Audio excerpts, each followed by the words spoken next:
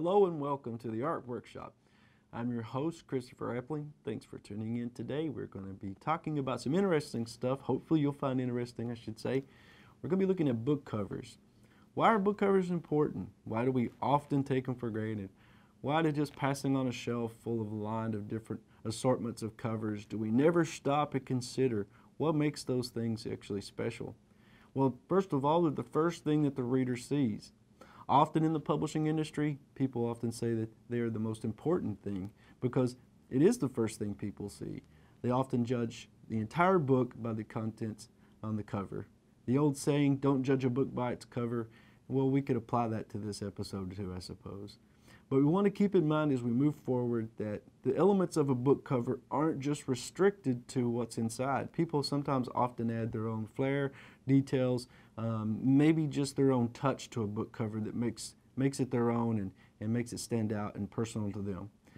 We've been fortunate enough here recently to see what our students in the region would envision on their book cover. We also gave them a parameter to work from, stating that what we need to find on a book cover, the elements we'll be talking about today, and the students worked very hard to create their own books with the covers in tow. So I suppose we'll be looking at a few things today concerning book covers, from examples to creating one ourselves. Christmas is upon us, almost. I hope everyone's got their Christmas shopping done, or at least out of the way, or somewhat out of the way. Also hope everybody had a very happy Thanksgiving. But moving into Christmas now, we have Santa Claus. Christmas carols, jingle bells, Rudolph, they're all around us. And they're going to be a part of our lives now for the next following weeks.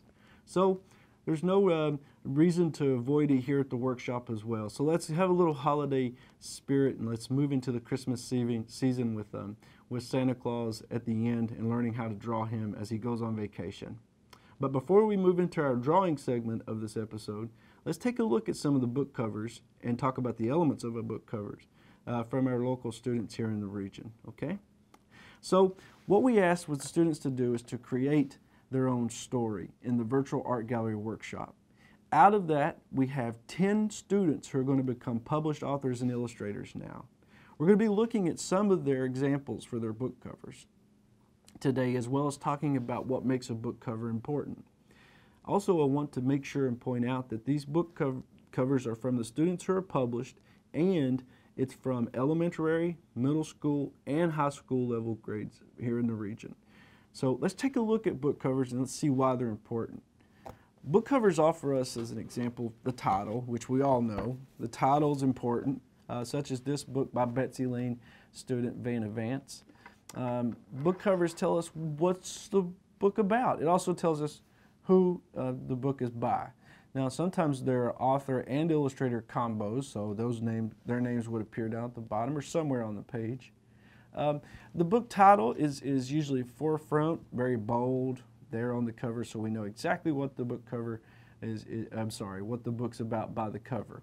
So this particular book by Feeney Moss, the Ballerina, we see that there's a ballerina on the cover. We know what her name is. We get an idea she's dancing. She seems to be happy. So student Vanna Vance did an amazing job designing her book cover for her title, and the fact that she used different elements from the story actually on the cover itself. Let's look at another example. This is Millard's student, Christopher Conley, The Ugly Pumpkin. Now, there's no doubt in anyone's mind when they see this book cover that this book is about a pumpkin. Not to mention that the title says The Ugly Pumpkin, but also there's a giant pumpkin on the cover. I really like this design, that it's simple, it's to the point, and it gives the reader no room to imagine that this book's about anything else than what the title conveys. An ugly pumpkin, and there's a pumpkin we're talking about. Written and illustrated by Christopher Conley. He did a great job of making sure his name was very bold and there in the front so everybody could see it and know who put together this amazing book, which it is an amazing book. Christopher is a middle school student, so he really put time and effort into creating his drawings and to telling his story. I'm really proud of what he did and what he came up with. I think he did an amazing job. Now, we have another book coming up called Jack and Sue Like Fishing Too. Now, this is a little bit different than the pumpkin book because, well, the view here from what we see from the cover is looking down, as you can see, at a pond. Here's a portion of a fishing boat or a little canoe. Here's a reel, and there's the anchor down into the water there, and we have the bobber. Here's a piece of driftwood in the floating in the pond. Here's flowers all around the pond, and we have some more wood around the side. So what I really like though about this title is look how, no, by the way, this is by Sarah Akers. Look how Sarah chose to place her font. It's such a great job. She's from Betsy Lane as well. So look what she's done here. She's used this interesting font. She's positioned her lettering at this diagonal slope here. She used very bold letters, and she chose orange to stand out against the green in the background. So this is all very deliberate stuff. Sometimes when we see book covers, we think, well, that's just thrown together. It's just elements. Seems pretty easy, but in all actuality, a lot of thought goes behind book covers. Here's another one that I'm really proud of. This is Supernova. Supernova here is the interesting lettering used. Now, we don't have a who the book is by here, which is one thing that we do need to correct for this title, but let's do pay attention to how they use the fading with the color inside of the letters. Also, we see that the character, the main character, is bold on the front of the page, its center. We know that this book's called Supernova, and we can imagine that it has something to do with this character. And so it makes us want to open up the pages to look what's inside to find out more about it. Now here's one called Lily the Cat. Lily the Cat is by Destiny Conley and Haley Marshall. It's illustrated by Destiny Conley. This is a elementary student here in Pike County, and you can see that they have Lily the cat here, the little cat in the foreground, and we have a ball of yarn beside the cat. This is one of the main characters of the story, hence Lily the cat, so it almost makes common sense that this character would appear on the book. We see that the cat is sitting happily in her bed, and we can tell that she likes to play, but we also have a little hint of maybe what's to come in the story by this mouse hole hanging out here by the cover on the corner. Now I want to go ahead and branch and show you another book cover design. This one's actually by me.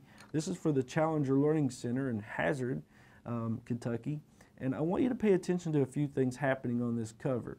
Now this is why when I say that book covers are important, because they help us understand what the book's about, but it also needs to be designed in a way that makes the reader want to look at what's inside the book. It is the first thing that people see when they walk by a book on a shelf, either in a library or in a store, and so the book cover has to stand out. So up here we have the title, From the Mountains to Mars. Now just by that title, we know that we're going to be talking about two things in this book. We're going to be talking about mountains, and we're going to talk about the planet of Mars, hence the title. At least we can assume that anyway. Now look down here at the bottom. We have a small synopsis or a lead-in to what the book's about, and it says at the bottom, explore the amazing life of John Goodlet. Now what that does is it tells us a little bit more about what's inside this book. We can almost assume that this is John Goodlet here based on the cover telling us the book's about John Goodlet, and this appears to be an important character in the story, or it wouldn't have been placed on the cover, so we can assume that this is John Goodlet. We also see that there's a state of Kentucky down here, the map, well, outline of the map of Kentucky, or the borders of the state, and we see this giant star placed right over what we know is Perry County. So this ties us to a specific region then. We know it's about John Goodlet. John Goodlet must have been from Kentucky, and not only is he from Kentucky, he's from this region of Kentucky. Down at the bottom, we have written and illustrated by Christopher Epling, which is me. This is down at the, placed on the cover at the bottom so that you can see exactly who created the book. But let's look a little bit closer now at the drawing itself. So here we have a little boy. He's working on something. He's whittling something. We can't really tell exactly what it is, but you will learn what that is in the story. On the back, we have toys on top of his dresser. We have a dresser drawer open. There's a screwdriver and some little thing of nails in here. So we could tell just by this as he likes to create stuff. But on top of that, not only does he like to create things, he likes to create a particular type of thing. And that is really conveyed to us down here at the bottom as we look at this little model craft for airplanes. So John Goodlet, that we could tell this is him, he likes to create stuff. Not only does he like to create stuff, he likes to create model airplanes in particular, which is important to the story. So now, based on all these elements that we see here, From Mountains to Mars takes on a whole different meaning. We see that we're talking about a specific region of Kentucky. which is in the mountains. We're talking about John Goodlet, who is the little boy who likes to design airplanes, who in the title we can assume has something to do with space exploration, which he does in fact. John Goodlet's from Hazard. He was born and raised in Hazard, Kentucky. John Goodlet went on to work for NASA on the Viking 1 space mission, which is the first mission to Mars.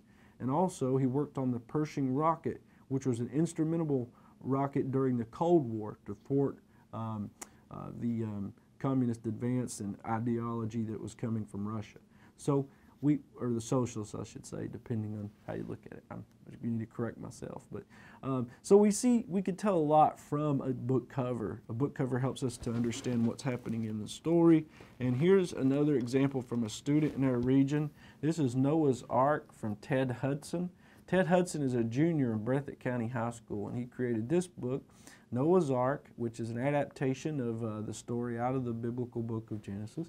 And then we look and we turn on the back here, we're going to see that we have here the synopsis of the book. So it says, out of the Holy Bible, the story of Noah comes to life through the eyes and talent of Ted Hudson. Journey with him into the book of Genesis and experience this timeless story. Now this is part of the cover, although it's the back cover, it still makes up what we call the cover. When we're talking about the cover in the publishing industry, we're talking about this entire space you see here, from book end to book end, including the spine. And how this is designed is important. Key elements are placed in certain ways. Notice that all the lettering is on this side of the page, this side of the cover on the front. We have the logo of the company, which Ted created for his own logo, which is the Hudson Theater Production, as he calls it. Right in the middle, center. We also have below that center the book synopsis. Now look how the arc goes across both covers. And then of course we have God's promise through the form of a rainbow in the background. So Ted has included all these important elements all the way down to the dove bringing the olive branch in, and the branch, when it found dry land. So all of these things are incorporated into Ted's cover. They're all elements of his story. So it's just a job well done for Ted. And I helped Ted design this cover and helped him to formulate an idea of what the book's about. So now that we've talked a little bit about covers, we want to be sure to remember when we move on to design our own here in a little bit that we want to include certain things. We want to tell a little bit about the story. What's going to happen in the story? Who are these characters? Why is the book titled this? So for instance, if you had a book titled The Ugly Pumpkin, and then on the front of your book, let's say you had something completely different dealing with, let's say, Easter on the book, then it's going to completely throw off the reader, especially when they open that book and there's absolutely nothing pertaining to Easter in the pages. Now that's really going to throw off the reader as they go through the book and they take a look at what's inside. We want to think about key elements of the story, like the main character or the plot or the conclusion. Those things maybe we can incorporate and place on the cover. Think of Ted Hudson's book, Noah's Ark. He put the key elements right there for the reader. When they pass by the book on the shelf, they're going to no doubt know what this book's about when they see the cover. It's called Noah's Ark, and on the cover we have Noah standing on his ark. So the book cover, or a book cover, the design of that is very important. And I thought maybe, leading into Christmas and as a drawing exercise for this episode, we could maybe draw maybe Santa Claus and put him in a fictional story that I've just come up with for the purpose of our little tutorial, our workshop here today, okay? So let's go ahead and take a look at what I've come up with. Now, if you want to draw along with me at home, you can. What you're going to need is a pencil, an eraser, and a piece of paper. And that's pretty much it. If you have those few things, then you've got this covered, okay? And what we're going to be doing is we're going to be working on a cover of a book, and we're going to title the cover of our book, Santa Takes a Vacation. Now, I've already drawn this out for you so that we saved a little bit of time. So right now we have the bare bones of what can be a book cover. Now we have to imagine in our mind, though, that this could open up into 2 pages. Let's pretend that I spread the book open like I did for Ted's book. So this could be the front and back. Now for the purpose of the workshop here, we're not going to actually be drawing both the front and back of the book. We're going to focus just on the cover today. maybe we'll save the back cover for another time. So already though, in preparation, I have the title. So we have Santa, and then we have a lot of space in between, leading all the way down, takes a vacation. That's our title of our book. Also here to the side by Christopher Epling, that's me, so I've included that on there, so that's good. So based on this title that you have here, Santa Takes a Vacation, what in the world could we draw or present for a book cover that would help the reader or the audience when they move past this book on a bookshelf, look at this cover and say, hey, that's a book about Santa and he's taking a vacation, and you know, that's exactly what the book's about. The title doesn't lie at all. So what could we draw on here? Well, we're going to draw Santa Claus holding his surfboard running towards the shoreline, and we'll draw it on a separate piece of paper, and then at the end we'll color it, okay? And we'll remember that our title though will be surrounding this just as so. But for the purpose of this, I'm going to draw this on a separate piece of paper so that you can see better instead of squeezing it into that space. So I use this method a lot called the Marvel method or the circle method to put together my drawings. So very lightly, and that's important, very lightly with your pencil. This is a pencil, believe it or not. It looks fancy, but it's not. You know, you can get it at any store that carries art supplies or office supplies here locally. Should have a mechanical pencil. But very lightly with your pencil, you want to draw a circle, okay? So we're going to draw the circle. And you can sketch the circle out. It doesn't have to be a perfect circle. So draw the circle. After we have the circle, we're going to go ahead and put a smaller circle right near the top, almost like you're building a snowman in a way, but you're not though. In actuality, all these things will come together to create the shape of what it is we're getting ready to draw, okay? Now the next shape we need is a larger circle down here at the bottom, and like I said, it looks sort of like a snowman in a way, but it's going to change drastically as we move forward. So there's our third circle. Now after we have these three circles, believe it or not, we can use those in order to draw our Santa Claus. The first thing we need to do to start shaping out our drawing is we're going to start back up here, right here on the side of the smaller circle. We're going to draw an ear. This is an ear, okay? So it looks like just like the letter C right there. After we have this fictional letter C, we're going to go ahead and draw the nose of Santa Claus. He's got a big nose. This looks like a sideways U. You're going to place it, see where I placed that? Right there on the corner of this circle and at the top of this circle. So then after we have that, we can go ahead and draw our eyes. So we're going to have one eye right here, draw a circle there, and another eye right here, so draw another circle there. Okay, so now we have an ear, two eyes, and a nose. Now, in order for us to finish off the head, what I want you to do is come over here to the side of this circle again, and you're going to draw a couple of jagged lines coming up, just a couple little jagged lines, and you're going to draw a straight line sealing that off. And then what we'll do is we're going to draw what looks almost like a stretched out oval. See how that works? It's an oval. And we're going to draw that right at the top, almost like it looks like a halo at this point, but it's going to turn into something much different here in a second.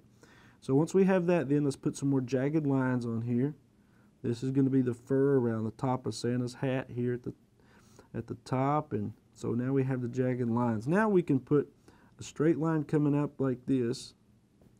Okay, line coming down, up and down. Okay, see how that worked? So I wish I could move slower if you're following along with me, but try your best to keep up. Okay, we're going to draw another line. Now watch how these lines get closer together as they go out. See that? They started out pretty far apart, then as they moved further away from where we began, the lines got closer together. This is Santa's hat, so now we can put the little fur ball at the end of Santa's hat right there. Okay? Now, let's work on Santa's beard, his mustache. On both sides of the nose, you're going to put this shape like this. Okay? Both sides. See how we did that? Here and here. After we have that, we're going to curve it up on the ends. So you make a little slight curve on both ends. And then you're going to draw this coming down and make some more jagged lines. Same thing on this side, some more jagged lines going out to the end. Now that's his mustache, right? Once we have his mustache, from here, what we can do is go ahead and draw his mouth. So you see how we've built all this on top of our circle. All of this that we're looking at takes place at the top of this middle circle, and it makes up what is the first circle, the smaller circle. And the reason we draw these circles is it helps to build like a framework or a blueprint to draw on. Once you have the general outline or shape of something, it's so much easier to put detail to it instead of picking one part of this and trying to draw it as a whole. So now that we have the hat drawn, we have his mustache drawn, let's go ahead and work on his beard. I'm sorry, his mouth first. We don't want to forget his mouth. So Santa's going to be really happy because he's on vacation. So we're going to draw a line coming down like this as if he's smiling, and then it's going to be sealed off at the bottom and coming back up like this into his mustache, okay? Santa's pretty happy. He's at his first vacation in many years, and he's going to take full advantage of it. All right, so we can darken that in. So there we go. Now, let's work now on his beard, and we'll start over here on the side of this portion of his mustache, and we're going to draw these jagged lines coming down to a point down here, and then come back up with it towards the side of the circle. So now the story is, as we remember by looking here, Santa takes a vacation, right? So flip it over. Santa takes a vacation, right? Santa Claus is going to be on vacation, so instead of drawing him in a typical Santa outfit, we're going to be giving him a Hawaiian shirt, and let's have him running towards the shoreline. So in order to prepare this for what we need, we're not going to put anything on the side of Santa's beard here, because we're actually going to end up putting his bag of toys over one shoulder and his surfboard in the other hand, okay? So let's go back down here to the portion of the lower circle. So you see this portion, this is what we're focusing on, the lower circle right here, okay? And what we're going to do, we're going to draw a line come down like this and then out to the edge of the lower circle right there, okay? So there's actually two lines that make this up. There's this line and there's this line, okay? Now I am pressing down a little harder so you can see what I'm doing. So, but at home, if you press down lightly, it'll come in to be important in a little bit. And I'll show you why, okay? So now what we're going to do is follow your circle. You see how this bottom of this circle goes around? You're going to follow the circle around like this right here, and you're going to stop right there, okay? Once you have that, we're going to put the shirt collars in. So we're going to draw a line coming out like this and up, a line coming out like this and up, both sides. Then we draw a little shape coming down like this that's going to make up our shirt. So there we go. Now we have what we need for a shirt. Santa's got a Hawaiian shirt on. He's at the beach, so let's give him some shorts to wear. Now this could be a little tricky, so pay close attention. We've used up all of our circles, so what we're drawing from here on in is going to be shapes and lines building on top of our circle, what we've already created. And the first line you're going to make is a straight line. It's not really straight, it's curved, but it comes down from the edge of the shirt up here, okay? Then you're going to make a straight line coming out, it's a small line, then a line coming down like this, and a line coming up towards his body, and then curve this out, back up towards the other circle. See that shape? Okay, this is part of his shorts. Then in the back here, you're going to make another straight line right here, just like that. You're going to draw this line coming up towards the back of his body, just the same as you did that one. Now what we did that for, we needed to have legs to his shorts, or openings for his legs to stick out. So we have two openings. We have an opening here and an opening here. So let's draw his feet. So I'm going to draw 2 straight lines parallel to one another. Parallel meaning they run side by side but never touch. So 2 little parallel lines right there. Then another couple parallel lines coming down like this. And then we could draw his foot. For his foot, we're just going to make this shape like this. A line coming out like this. Then a line up here at the top coming down towards the same ending. And we could draw his toes on there. So there's one foot. And we're going to draw his other foot back here. Coming back 2 parallel lines just like those. Up like this. And now his other foot here coming down. This line coming down like that. And then now we can add his toes here. Just like that. So he's running, see? He's running. Santa Claus is running. So now over here on this side of his body, we're going to draw his surfboard. To draw his surfboard, you're going to draw the shape coming out to a point, stopping, back down, just like that. Okay, so there's one portion of the surfboard drawn. Let's go ahead and kind of curve that out a little better. There we go. Okay, so now we have part of the surfboard drawn. Now the reason I'm making these multiple lines over top of this, I can trace over it when I'm finished. That's why I told you to press down lightly, but we'll show you a little more in detail later. So let's draw his fingers down here at the bottom holding the surfboard. All we need to do is show a couple of them. Okay, and then we could do 2 straight lines coming out to the end of the surfboard like this. There's our 2 straight lines. So Santa Claus holding the surfboard, right? But what about the other arm? Well, let's go ahead now and we're going to draw this shape. This is going to be the bag of toys he's holding. And you can draw this any way you want, but what you're wanting to do is draw this shape that looks like a giant sack hanging over his shoulder here. So he's got his bag of toys hanging over his shoulder.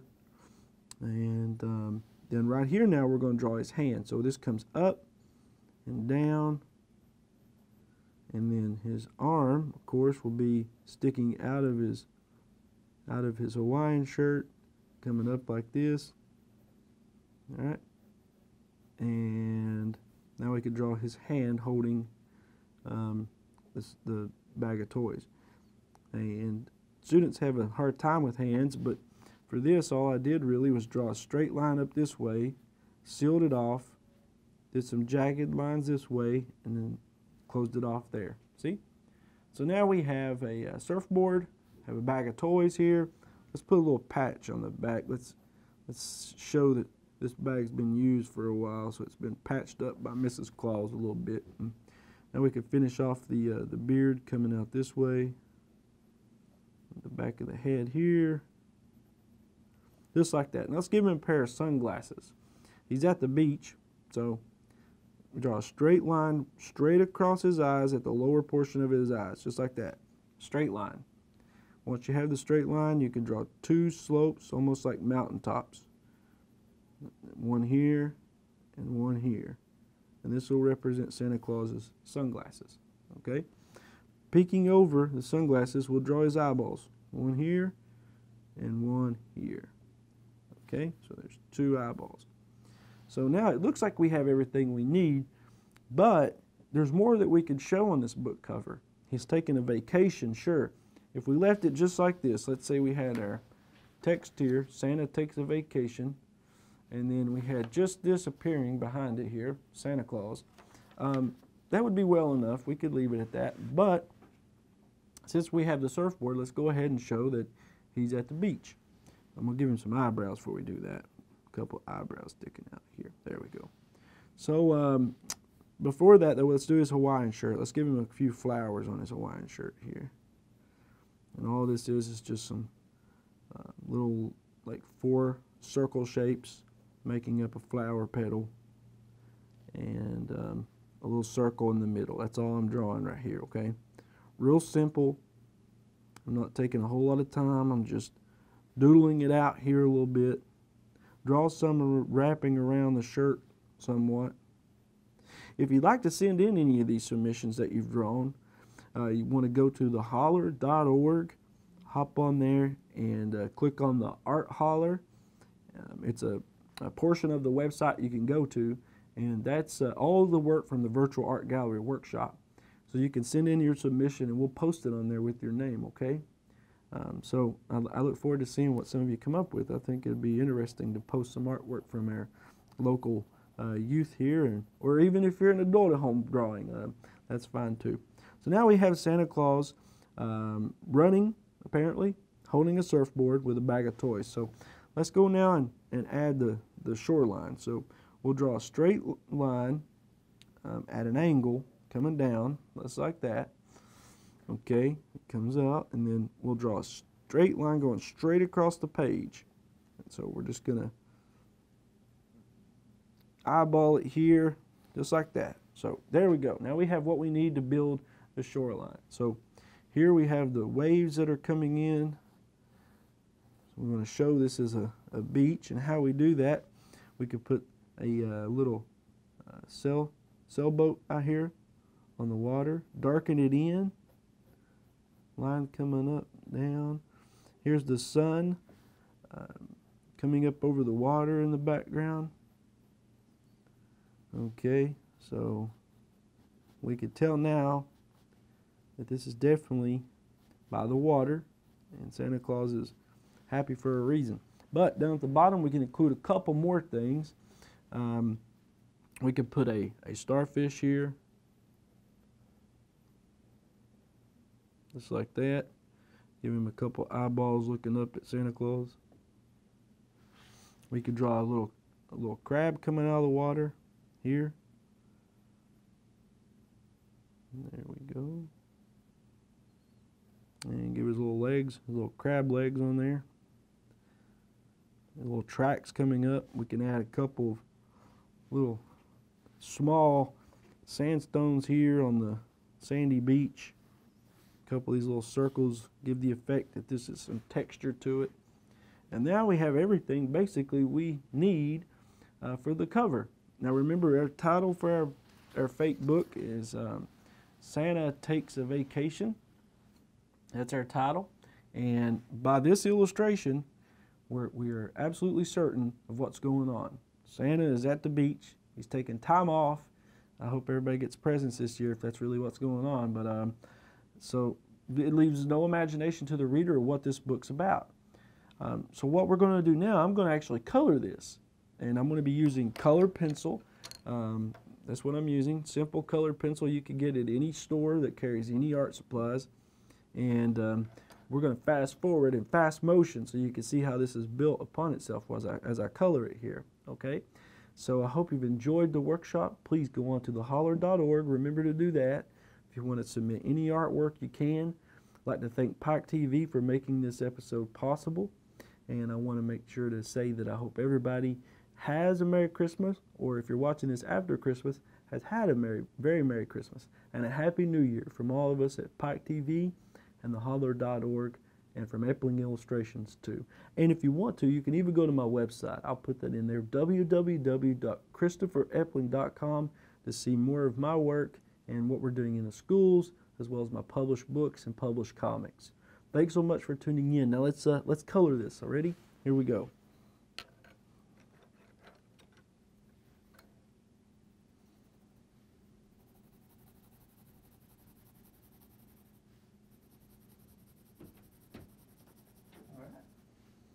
Is it going okay? Yeah, just keep it up. Okay. I took out the little window just so you can color and Oh, okay. Thanks, man. So we're about at 45 minutes. Oh, man, that sucks. Really? So they might have to cut it back some. We'll go Okay. for an hour show. Okay. So I don't know what he'll want to do. What do you think he'll want to do? Think he'll want to do a 30-minute show, or you think he'll want to cut it back? I think Tim we'll would. let him see after he looks at all his stuff. Okay. Be nice to have an hour show for Christmas. I talk a lot about book covers, though. I don't know if that's really gonna fly very well. I try to do everything in one take, but sometimes I trip over my own sentences. Real bad. I repeat certain words, and I'll catch myself. I'm like, oh, you can't hardly even see Be able that. to split it into two pieces. Really? Maybe one with the cover and one with sound. Or, no, well, the cover sort of leads. I don't know. Whatever y'all decide. I'll let you finish going. Okay, man. Hopefully it won't take too long.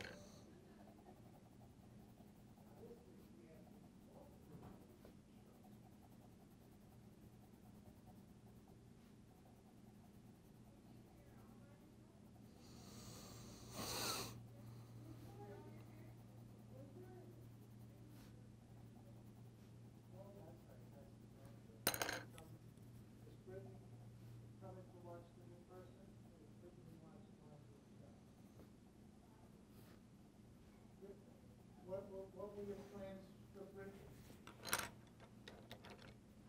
What were your plans for bridge? Okay.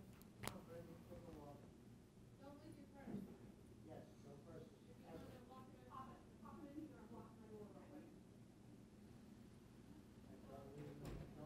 Don't leave. You've never had a problem, but that's usually the way to have a problem.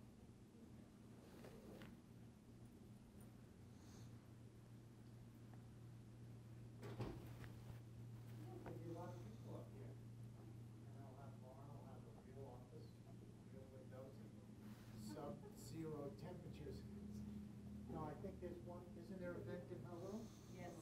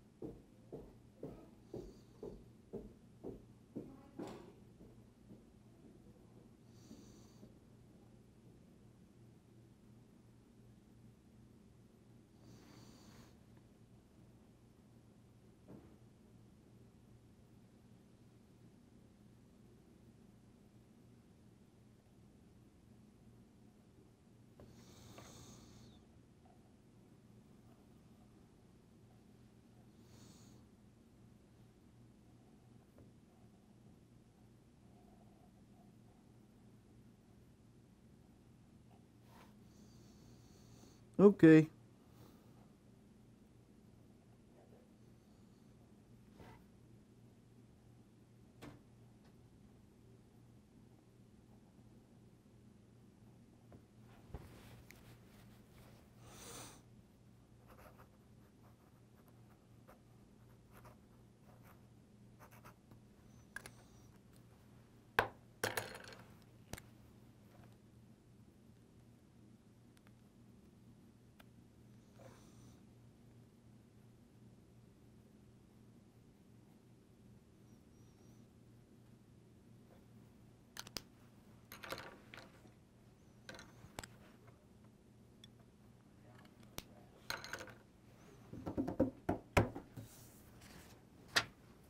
What's up, man? What do I do now, man? You got the audio, the mic. So. Leave it to me, you know? How's it going? It's going okay. What you working on? Oh, I just did this one TV. Oh, you stole it? No, You said you stole it from my... I brought it up. Oh, okay. I think I'm done, Jacob.